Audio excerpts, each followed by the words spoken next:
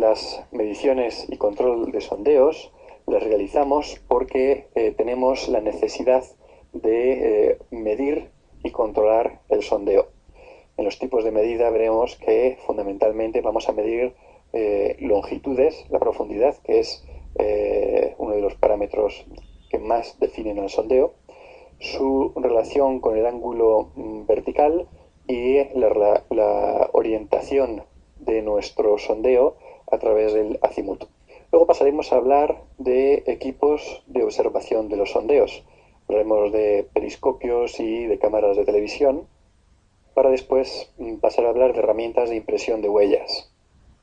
Es otra forma de observar el sondeo. Lo que haremos será introducir una herramienta que va a ser capaz de, cuando la recuperemos, observar cuál es la huella que dejan las paredes del sondeo en esta herramienta. Seguidamente hablaremos de medida de la profundidad y del nivel del agua. Veremos un ejemplo de muestreo de agua y más adelante hablaremos de otras técnicas de medición y de control de los sondeos. Normalmente las medidas que hacemos en los sondeos se realizan una vez que la perforación ha finalizado. Vaya, así es el método más normal. Sin embargo, con la aparición de los sondeos profundos, ya hemos visto que el rendimiento de la perforación es más bajo, es más difícil perforar, las condiciones son habitualmente también más exigentes, y esto ya en los años 80 planteaba un problema muy grave que se conseguía resolver en aquella época a través de nuevas formas de hacer medición y control de los sondeos. Estas nuevas formas ya no consistían exclusivamente en que una vez que se hubiera finalizado el sondeo, en la introducción de un instrumento de observación, sino que ya se empezaba a permitir realizar algunas medidas mientras nuestras herramientas de corte estaban trabajando en el fondo del sondeo. Así, desde esta época empezaron a surgir dos tipos de medidas durante la perforación. Lo que llamamos en sentido estricto las medidas durante el sondeo, y son medidas relativas a la perforación y que normalmente en inglés se denotan con la sigla MW, Measurement While Drilling. Mientras que por otro lado tenemos otra serie de registros, otra serie de medidas que son los registros durante el sondeo, y que en este caso ya no se refieren a aspectos relacionados con la perforación, como pueda ser, por ejemplo, la presión ejercida en la boca de la perforación o otras cuestiones como la velocidad de rotación, etcétera, sino que en el caso del registro durante el sondeo, conocido como con las letras LW de Log While Drilling, el objetivo de registro en este caso son los materiales. Los tipos de registros que tenemos de los materiales son normalmente de carácter geofísico y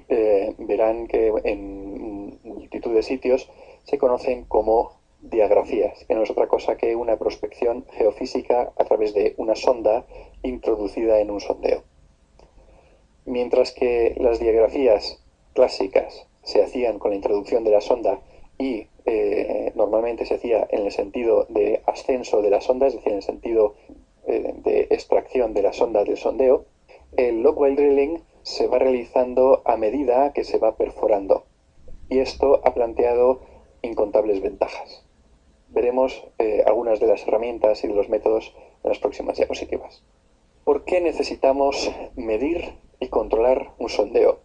Pues necesitamos medirlo y controlarlo porque conocer la trayectoria real del sondeo nos va a permitir evitar situaciones, por ejemplo, de desplazamiento respecto al target o el objetivo, y así evitaríamos codos o acuñamientos, roturas, etc.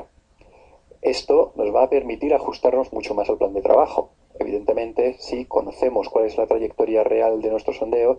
pues sabremos en qué medida o en qué grado vamos a ser capaces de cumplir los objetivos que se hayan establecido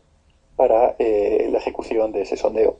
Además, esto también nos va a permitir orientar las muestras que se obtienen. Es decir, hasta ahora, cuando en los métodos de medición clásicos, como por ejemplo los métodos con detrito triturado, no se podía saber cuáles eran las orientaciones de las muestras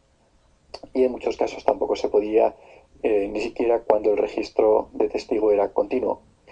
Ahora, sin embargo, con este nuevo tipo de medidas que nos permiten medir y controlar, podríamos incluso conseguir que nuestras muestras estuvieran orientadas. Esto, lógicamente, nos va a permitir un reconocimiento geológico muy exhaustivo, porque además de conocer a medida que vamos avanzando las propiedades de las rocas, esto nos va a permitir hacer una interpretación más apropiada de las formaciones que se van atravesando. Y además, si se produce alguna erupción del sondeo o nos encontramos con algún problema como incrementos en las presiones de poros u otros problemas clásicos durante la perforación,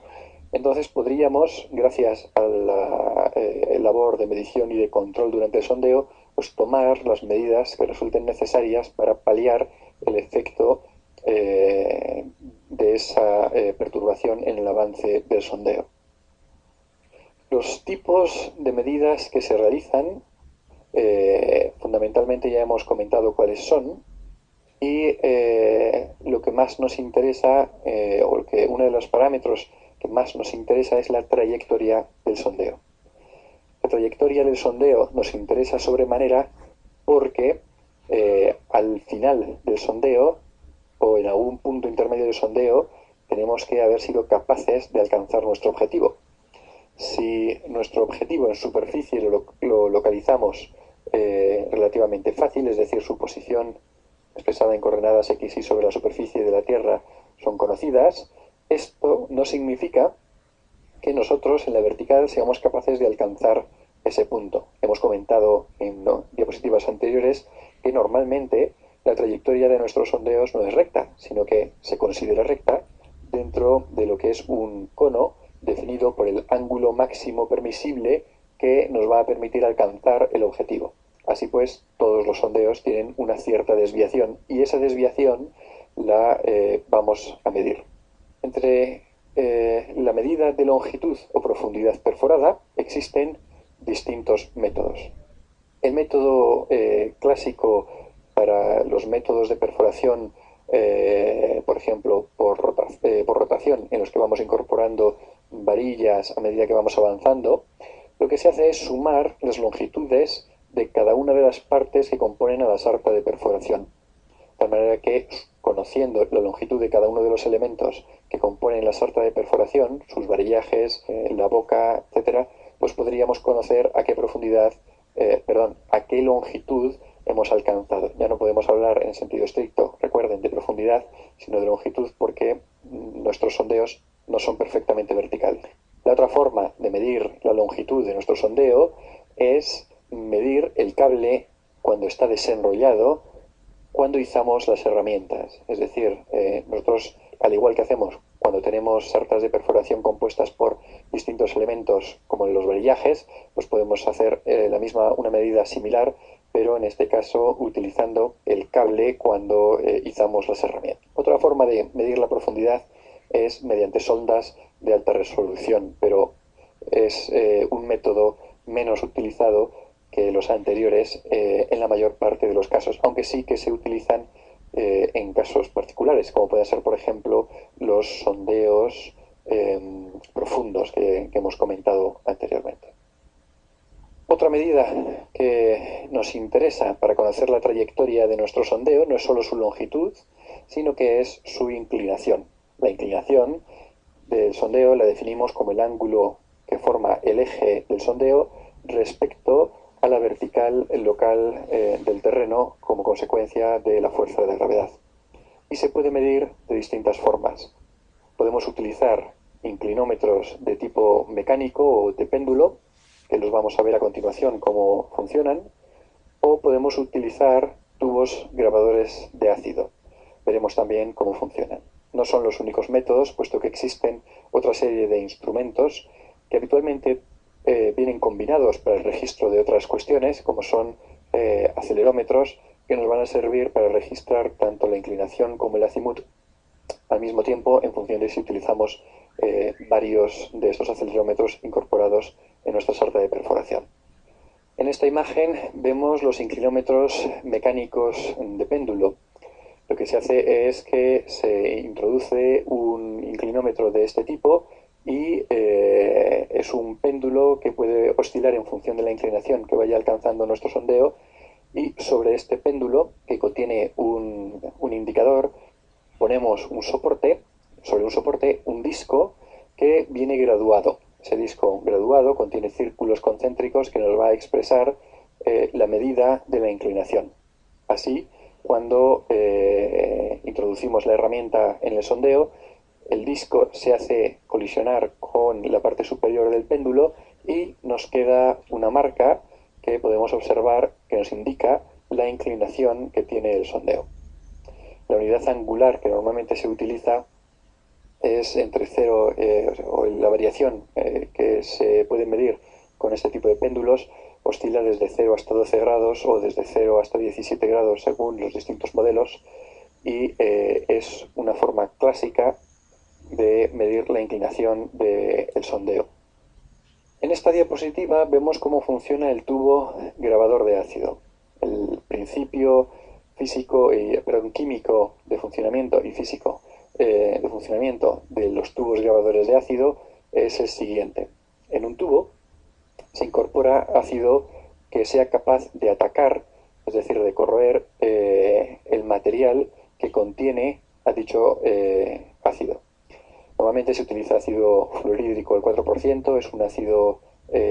muy fuerte y es capaz de dañar el recipiente que lo contiene, y lo que se va a hacer es observar cuál es la marca, es decir, el daño que ha realizado el ácido fluorhídrico al tubo grabador cuando nosotros introducimos este tubo en el sentido vertical. Como vemos en la figura, cuando el tubo se inclina, es decir, presenta una variación respecto a la vertical, el ácido fluorhídrico, la superficie del ácido fluorhídrico oscila y va a dejar una marca. Esa marca necesita ser corregida, puesto que los fluidos tienen un cierto ascenso por capilaridad, el ácido tiene un cierto ascenso por capilaridad en las paredes del tubo, y por tanto hay que hacer una pequeña corrección. Así, cuando extraemos el tubo grabador de ácido, podemos observar esa marca y, señalando puntos de unión entre los puntos máximo y mínimo que vemos marcados en el tubo, obtenemos una línea que es esa línea discontinua. La corrección por el ángulo de grabado nos viene indicada ahí con esa flecha que incorpora el ángulo real de la inclinación, que sería la horizontal, respecto al ángulo que nos ha marcado el ácido. Existen, como decimos, otra serie de instrumentos de medida que hacen registro múltiple. Estos tipos de instrumentos pueden ser, por ejemplo, sondas ópticas y acústicas que van en la sarta de perforación, y habitualmente incorporan un conjunto de otra serie de instrumentos, como por ejemplo habíamos mencionado acelerómetros. Los acelerómetros son una serie de instrumentos que nos permiten medir u observar la aceleración dada en la dirección perpendicular en la dirección en la que se establece ese acelerómetro. Normalmente un acelerómetro no es otra cosa que una pieza que va incorporada entre dos muelles, y a medida que lo vamos inclinando, esa pieza ejerce una presión distinta sobre uno de los dos muelles, y así es como observamos la inclinación. Normalmente se pueden incorporar varios acelerómetros para observar la inclinación tanto a lo largo del eje X como del eje Y, así como del eje Z. De tal manera que con los tres acelerómetros podríamos reconstruir el vector que nos expresa al mismo tiempo tanto la dirección hacia la que se produce la inclinación máxima como la inclinación máxima que tiene el sondeo. Las ondas ópticas son sondas que por su parte van a funcionar de distintas formas según si la cámara está situada en la parte final de la sonda, como sería la imagen inferior izquierda, o si están posicionadas en una situación intermedia, de tal manera que mientras que con la sonda óptica con la cámara situada en el fondo vamos a ir observando el avance directamente, con la cámara situada en un lateral vamos a poder hacer observaciones directamente de la pared del sondeo con una perspectiva más perpendicular. He puesto ahí un par de imágenes de distintas sondas. Existen multitud de diseños que se pueden encontrar en el mercado y habitualmente estas sondas no forman parte de los métodos de medición y de control durante la perforación, sino que son sondas que se van a utilizar una vez que ya se ha realizado el sondeo. Las ondas ópticas, además, solamente se pueden utilizar cuando el sondeo no está entubado, si lo que queremos observar es la formación rocosa original. Por este motivo es importante saber que la forma de hacer el registro con estas ondas es en sentido ascendente y de los tramos que vienen sin encamisar o sin entubar. Es verdad que también se pueden hacer observaciones con las ondas ópticas a los tramos entubados, y en este caso lo que nos interesa observar, por ejemplo, es el comportamiento que tiene nuestra intubación respecto a las condiciones físicas y químicas a las que se encuentra sometido. Así, por ejemplo, nos puede interesar observar el grado de corrosión que está sufriendo nuestra intubación, o si las ranuras, en el caso de las intubaciones ranuradas, se encuentran abiertas o si se encuentran obstruidas por alguna sustancia y de qué forma. También nos pueden servir para observar si tenemos alguna otra consideración adicional, como pueda ser, por ejemplo, y típicamente para el caso de la explotación de pozos de agua, ver si existe crecimiento de alguna alga que, por ejemplo, pudiera estar obstruyendo estas zonas ranuradas o que pudiera estar contaminando el pozo de alguna manera. Respecto al azimut, ya hemos hablado de los sistemas de acelerómetros, pero existen otras formas. El azimut es la expresión del ángulo que forma la inclinación máxima, la dirección de inclinación máxima, con respecto al norte geográfico. Por tanto, cuando utilizamos magnetómetros, tenemos que tener en cuenta que la sarta debe de ser antimagnética. Si no, si esto va incorporado en la sarta y si estamos trabajando en una zona entubada, pues nuestro tubo debería ser de un material no magnético. El principio de funcionamiento es fundamentalmente una aguja imantada que suele ir embebida en un fluido que le permite su giro libre o incorporada en otros mecanismos, pero que al final lo que nos permiten observar es la orientación que tiene la línea de máxima pendiente en relación al norte. Los giróscopos, sin embargo, no nos van a dar una medida en relación al norte magnético, que como digo, hay que corregir respecto a la declinación magnética, y dicho sea de paso, en algunos casos puede ser una corrección muy significativa, puesto que el campo magnético terrestre no es ni mucho menos homogéneo y presenta variaciones a distintas escalas, desde las escalas diarias, mensuales y a las escalas anuales y plurianuales, y por tanto cuando vayamos a hacer una medida por magnetómetros debe ser corregido. Al contrario ocurre con los giróscopos. Los giróscopos nos dan una medida relativa. Esta medida relativa puede ser en algunos casos corregida con la orientación que podemos observar en superficie y de esta manera hacer una aproximación bastante fiable a la orientación que tiene de inclinación nuestro sondeo. Los sistemas inerciales son realmente una combinación de los anteriores añadidos, como digo, a otros instrumentos. Aquí, por ejemplo, tenemos un registro del azimut y vemos cómo va variando el ángulo de inclinación a medida que se va incrementando la profundidad del sondeo. En la parte izquierda tenemos la expresión de la desviación respecto a la inclinación cero de los distintos sondeos, en rojo, en rosa y en verde, y vemos que el sondeo verde, que es el más profundo, alcanza los 200 metros y presenta una desviación de la vertical en profundidad que alcanza los 10 grados. Es una inclinación bastante significativa. En el caso de que nuestro sondeo, como puede ser por ejemplo el sondeo rojo, si nuestro objetivo se encontraba perfectamente en la vertical de nuestra perforación, pues habría sido un sondeo que claramente se habría desviado de nuestras condiciones de planeamiento. Se habría desviado nada menos que 10 grados a una profundidad de tan solo unos 150 metros. podemos encontrar casos intermedios, como es el caso de la línea rosa, y esto podemos verlo expresado, ese es el ángulo vertical, y vemos en el azimut la expresión de hacia dónde se produce esa desviación. Así, por ejemplo, la desviación del sondeo de color rojo respecto a la dirección del norte es una desviación hacia el noroeste, mientras que la desviación del sondeo, no sé si he dicho verde, no sé si es negro, en la segunda imagen, la imagen de la derecha, pero lo pueden observar entre el rojo y el rosa, y ahí observamos que la dirección del desviamiento es mucho más hacia el este, mientras que el último sondeo, la desviación es hacia más bien el oeste-suroeste. Creo que he dicho el este en el caso del sondeo intermedio, lógicamente saben que es una errata, es más directamente hacia el oeste. Estas desviaciones, como ya hemos comentado,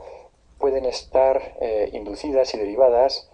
fundamentalmente por planos de debilidad o de estratificación que producen un efecto de desviación del trépano perforante o de la cabeza perforante.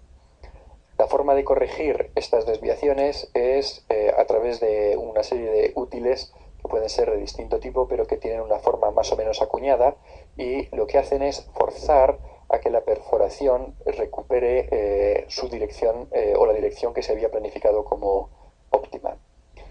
Esta forma de proceder permite corregir en parte esa dirección, aunque en algunas ocasiones es necesario utilizar técnicas para bloquear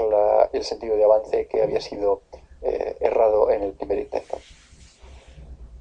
Entre los métodos de observación de los sondeos habíamos comentado que teníamos periscopios y cámaras de televisión específicas para sondeos. Los periscopios nos permiten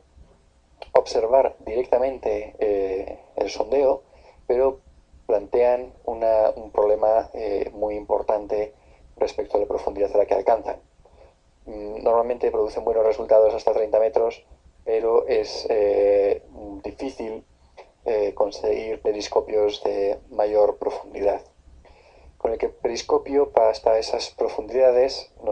como digo, nos permite hacer unas buenas observaciones, y sobre todo lo que se va a buscar observar en este caso son, por ejemplo, direcciones de elementos planares,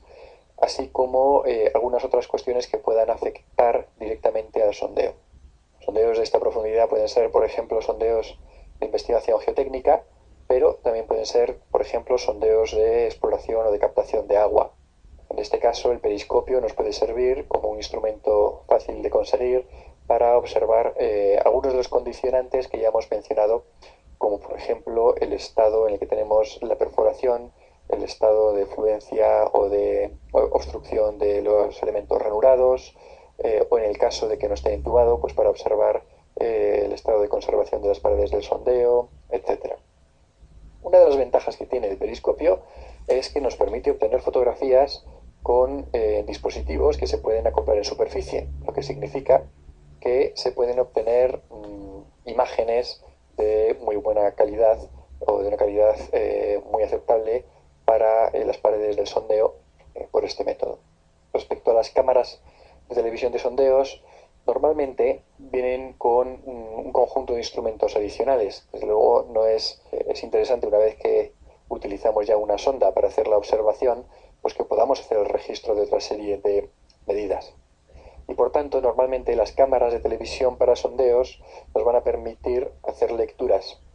tanto del azimut como de la dirección de manera simultánea. Este tipo de cámaras, las cámaras de televisión para sondeos, nos suelen aportar resultados muy buenos hasta unos 500 metros, lo cual implica que tenemos un intervalo de observación muy bueno. Los problemas que nos surgen a partir de los 500 metros están relacionados fundamentalmente con la transmisión de esa observación a través de los cables, así como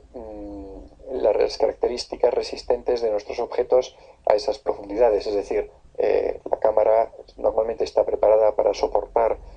presiones tremendas, pero en algunos casos pues hay que tener cuidado cuando profundizamos hasta estas longitudes. Una Una cuestión que nos plantea el uso de cámaras de televisión en los sondeos es que podemos, en algunos casos, controlar la luz que va iluminando a nuestra cámara de televisión, y una de las cosas que vamos a ir observando, por tanto, van a ser las variaciones en los contrastes de luz. En algunos casos, como veremos en un vídeo que mostraré más adelante, las variaciones en los contrastes de luz nos van a ayudar para identificar tanto distintas formaciones como distintos puntos interesantes a lo largo del sondeo. Por ejemplo, destaca claramente cuando introducimos una cámara de sondeo el final de la intubación, porque observamos una luminosidad normalmente mayor como consecuencia del reflejo de la luz en las paredes del sondeo, y que es característico, lo vamos a ver, como digo, en el vídeo más adelante. Y también vamos a observar variaciones en la luz cuando nos vamos aproximando a los niveles freáticos. Como digo, las cámaras están preparadas para sumergirse y por tanto puede continuar la observación por debajo del nivel freático. No obstante, a medida que vamos avanzando, hay que tener la precaución de que los cables, especialmente en las zonas ya no entubadas, no produzcan distorsiones en las paredes del sondeo. Me refiero especialmente a no causar turbulencia en las zonas saturadas. Por este motivo, también podemos avanzar bastante en un sondeo, pero para profundidades ya superiores a los 500 metros los avances son muy lentos y por tanto normalmente se considera que no compensa. Vamos a pasar ahora a hablar de herramientas de impresión de huellas. Ya hemos visto técnicas de medición de longitud y de azimut. Hemos visto herramientas de observación directa del sondeo, bien a través de los periscopios o bien a través de las cámaras de televisión, con una configuración de haces de luz en el fondo o con la cámara y los haces de luz situados en un lateral. Y ahora lo que vamos a observar son las herramientas de impresión de huellas, que es una forma de observación indirecta. Existen dos métodos de observación de sondeos cuando utilizamos las huellas de impresión. Podemos hacerlo por bloques de impresión de fondo o podemos hacerlo por herramientas de impresión en las paredes. Esto consiste básicamente en quedarnos con la huella o bien del fondo del sondeo o bien de las paredes. Así, en los métodos para observar el fondo podemos encontrar que lo que se suele utilizar es un cilindro, normalmente de material plástico y deformable,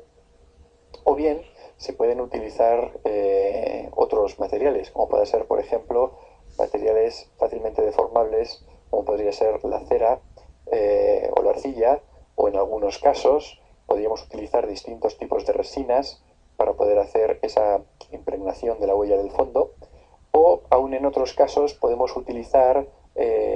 materiales tales como el plomo, que nos van a permitir la impresión de la huella para formaciones especialmente duras. Para formaciones no tan duras, lógicamente no vamos a utilizar plomo, sino que utilizaremos materiales deformables bastante blandos. Normalmente, cuando trabajamos, por ejemplo, con cera, con arcilla o con resina, el cilindro que sirve de soporte para este material sostiene al material que deja la impresión a través de un conjunto de clavos o protuberancias de tipo lineal, que lo que hacen es mantener el elemento que es capaz de realizar la impresión sujeto o solidario a la herramienta a través de la cual introducimos y bajamos el material que nos sirve para hacer la impresión. Respecto a las herramientas de impresión de paredes, podemos utilizar láminas de material plástico o podemos utilizar otros materiales que lo que van a hacer es ejercer una presión sobre las paredes y de las cuales se obtiene esa huella. Gracias a las herramientas de impresión de paredes vamos a poder localizar y vamos a poder tener una orientación tanto de planos de debilidad como pueden ser diaclasados juntas, como coqueras y otras observaciones que podemos hacer con este tipo de herramientas. Aquí vemos el ejemplo de este tipo de instrumentos. Vemos cómo se comporta, por ejemplo, la impresión en el fondo. Tenemos un bloque, en el caso de la figura de arriba, un bloque de madera que está enroscado a un collar que a su vez tiene una rosca para asociarlo a la tubería o al varillaje, y al final de este bloque de madera encontramos un conjunto de clavos, y sobre esos clavos es sobre los que se añade una cantidad más o menos importante de cera,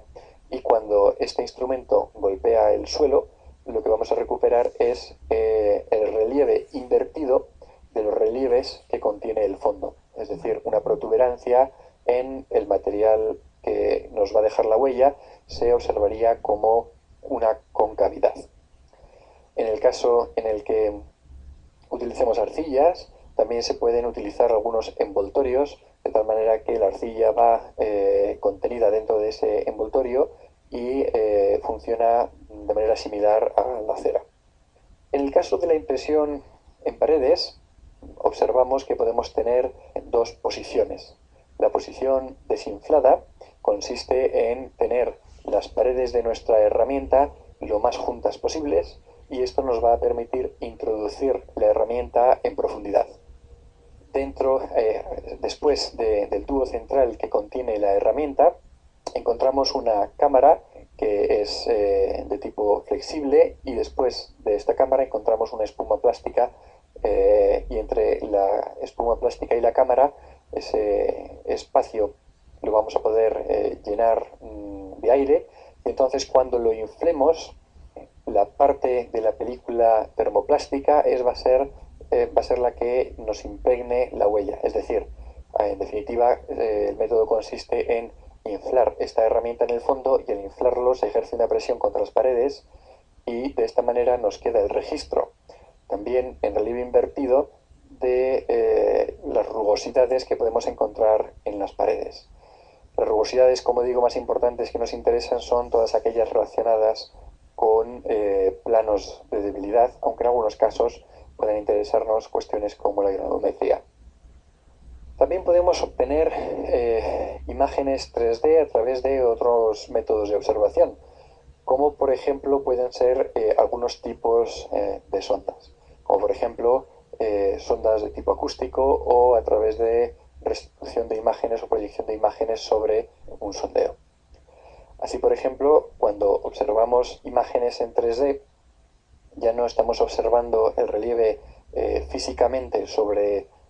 un instrumento en el que nos ha quedado una impregnación invertida de ese relieve, sino que lo observamos en un relieve positivo, y como podemos ver en la imagen, nos va a dar una idea integrada muy buena del estado del sondeo, de las oquedades que contiene, así como de las zonas que se encuentran fracturadas. También podemos observar algunas rugosidades, etc. Lógicamente, estos métodos de observación no se hacen habitualmente, no se hacen de forma aislada, sino que se combinan con otros métodos de observación que veremos en diapositivas más adelante. Otra de las medidas que adoptamos, como hemos mencionado al principio, es la medida de la profundidad y el nivel del agua. Para medir la profundidad del agua podemos utilizar dos tipos de sondas. Lo que nos está interesando es saber a qué profundidad se encuentra el agua, y para ello podemos utilizar sondas simples, que básicamente consisten en una cinta con una pesa en el fondo, que es cóncava, y que tiene una pequeña pila, de tal manera que cuando entra en contacto con el agua, esta sonda emite un sonido intenso, un pitido. De esta manera medimos después la cinta, observamos la longitud que nos aporta la cinta, y de esta forma conocemos la profundidad a la que se encuentra el agua. Existen otro tipo de sondas, que son sondas eléctricas de doble cable, y en este caso no se produce un pitido de la sonda, sino que el método consiste en cerrar un circuito eléctrico y al cerrarse el circuito eléctrico se produce una corriente eléctrica que nos puede permitir una señal luminosa en superficie o un pitido u otra señal de advertencia en superficie. El inconveniente que plantean es que se necesita un doble cable. En relación al muestreo del agua, vamos a ver que el método de muestrear agua consiste fundamentalmente en introducir un instrumento que sea capaz o que nos permita captar agua a aquellos niveles en los que sea de nuestro interés. Los captadores de agua para el muestreo básicamente consisten en lo siguiente. Tenemos aquí en la imagen un tubo, el esquema de un tubo, que normalmente suele ser de aluminio, que se encuentra hueco y que dentro contiene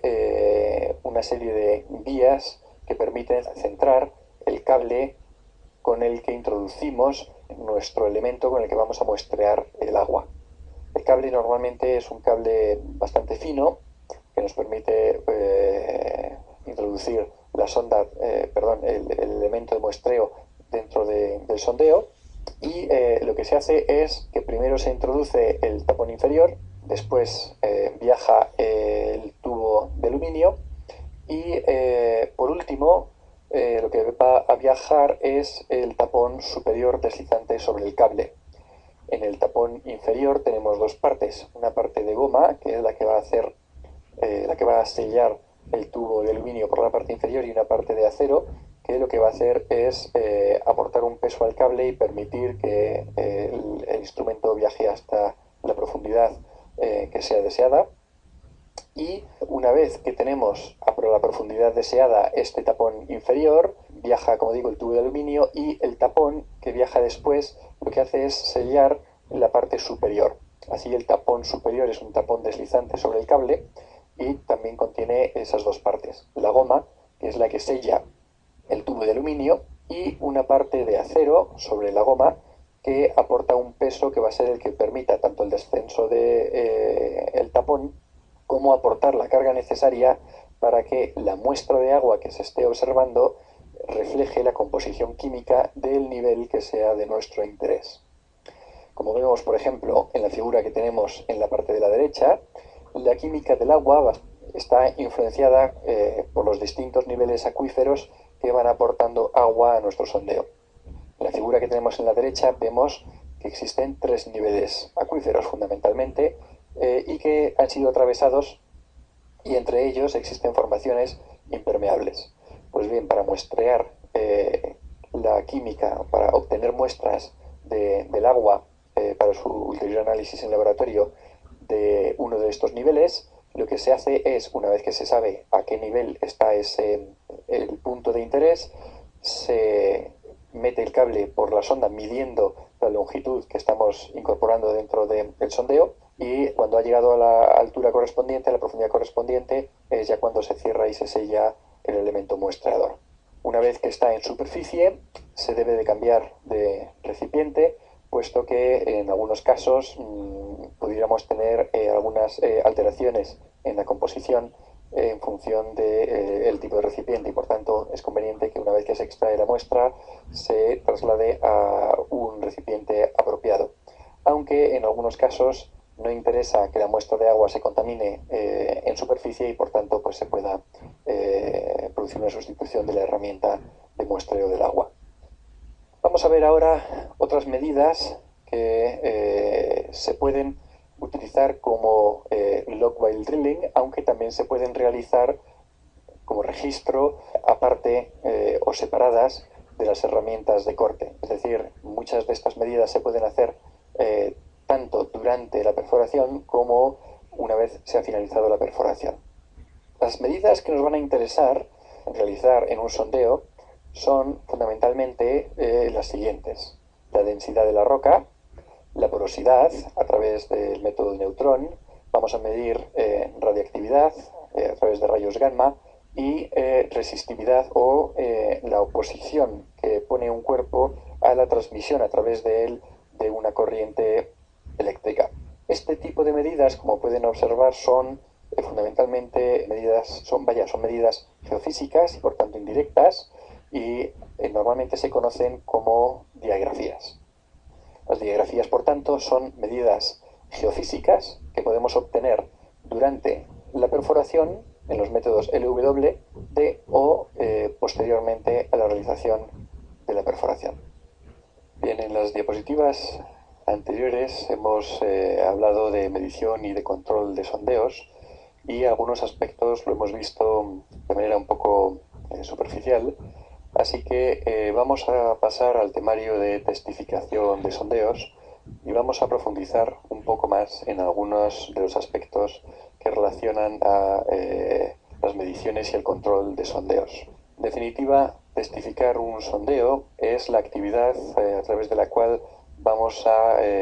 registrar a través de un medio de papel o digital todos los datos que recolectamos en un sondeo. Por ese motivo, hablaré en estas presentaciones, en las próximas diapositivas, de los tipos de muestras. Vamos a ver, ya conocemos un poco que existen distintos tipos de muestras en función de los métodos de recuperación de los detritos y en función de otro tipo de métodos de sondeo, como por ejemplo el sondeo a rotación o a rotación por rotopercusión, y vamos a hablar también un poco de indicios. Mencionaremos algunas cuestiones relativas a algunos análisis de muestras de carácter más general y más utilizadas, y después pasaremos a hablar de registros geofísicos. Un poco más en detalle veremos en qué consisten pues algunos de los métodos más convencionales, más clásicos y más extendidos para hacer registro de tipo geofísico. Entre ellos pues hablaremos de resistividad, potencial espontáneo, hablaremos de radiactividad natural, hablaremos también de gamma-gamma, métodos neutrónicos, sónicos, térmicos, un poquito de inducción, hablaremos de las mediciones del diámetro del sondeo a lo largo de la perforación, y veremos también pues, que existen otras medidas, que estas no son las únicas, y que a medida que va avanzando la técnica y la ciencia y la metodología a través de la mejora de los instrumentos de observación, de control y de métodos geofísicos, pues podremos encontrar otras medidas u otras formas de establecer registros. Acabaré hablando brevemente de algunas cuestiones que son o que pueden ser especialmente singulares, como es la detección de gas y de petróleo, y finalmente hablaremos del documento final, que es lo que vamos a conocer como la hoja de testificación de sondeos, en la que vamos a integrar distintos tipos de gráficos y de columnas, y que, como veremos, el objetivo fundamental de este tipo de documentos es que en un solo sitio podemos encontrar toda la información que hayamos sido capaces de recolectar relativa a ese sondeo. Veremos que esa información no se refiere exclusivamente a la columna estratigráfica, a la descripción de las muestras y a los registros geofísicos, sino que también debemos incorporar otra información adicional en las hojas de testificación, como son, por ejemplo, y lo veremos con más detalle más adelante, pues los resultados de los ensayos de laboratorio, la posición de las muestras que se hayan tomado y enviado para el laboratorio, esquemas de distinta naturaleza, etc. Bien, por tanto, vamos a comenzar a hablar de la testificación de sondeos. Testificar el sondeo, en definitiva, no es otra cosa que recolectar toda la información que seamos capaces y que está en relación con los materiales que vamos atravesando y sus distintas formaciones. Es necesario realizar un control geológico del sondeo porque de esta manera conoceremos la ubicación, no solamente desde el punto de vista geográfica, sino también desde el punto de vista geológico y evolutivo. De tal manera que un buen control del sondeo nos va a permitir, por ejemplo, tomar decisiones sobre la continuidad del mismo. En definitiva, la testificación, una parte de la testificación, se debe de hacer a pie de sondeo, porque es el sitio donde observaremos y iremos haciendo descripciones sobre los materiales que vamos atravesando, y llegará un momento en el que el operario que está a pie de sondeo haciendo estas observaciones puede ser el que tome la decisión de si se ha alcanzado ya el objetivo o si aún nos queda por perforar para poder alcanzar el objetivo que se haya planteado con ese sondeo. El objetivo puede ser de distinta naturaleza, como hemos visto anteriormente, y por tanto el geólogo de pozo que se encuentre a pie de sondeo debe disponer de las herramientas necesarias para poder describir e identificar cuáles son las propiedades del objetivo y de esta manera tomar decisiones al respecto. Además, realizar el control geológico del sondeo nos debe permitir establecer las medidas apropiadas para acondicionar la perforación. Si, por ejemplo, cuando realizamos el control geológico del sondeo, si observamos que estamos atravesando formaciones que puedan perjudicar nuestro avance, entonces será necesario aplicar medidas, como puede ser, por ejemplo, un encamisado o una intubación permanente, o incluso en algunos casos, como es bastante frecuente en algunas formaciones altamente permeables, puede ser necesario la inyección de algún cemento para garantizar tanto la estabilidad del sondeo como que se eviten filtraciones o flujos que no sean deseados. El encamisado es especialmente necesario cuando, como digo, atravesamos formaciones detríticas de grano grueso y no es para nada infrecuente utilizar cementos con aditivos que incrementen la velocidad del fraguado. De esta manera, cuando estamos realizando la perforación, si nuestro sondeo se encuentra en unas condiciones que no son estables y no podemos controlar esta estabilidad, pues gracias a este control a pie de sondeo podemos tomar la decisión de utilizar estos cementos con fraguantes ultra rápidos y de esta manera después la perforación atravesaría esta parte cementada y esto lo haríamos, por ejemplo, con una corona de diamantes, de tal manera que, debido a que el cemento es un agregado muy homogéneo, pues nos va a resultar fácilmente atravesable y esto nos va a permitir avanzar un poquito más, unos metros más, y a través del control seguiríamos observando si es necesario continuar o no con esta medida.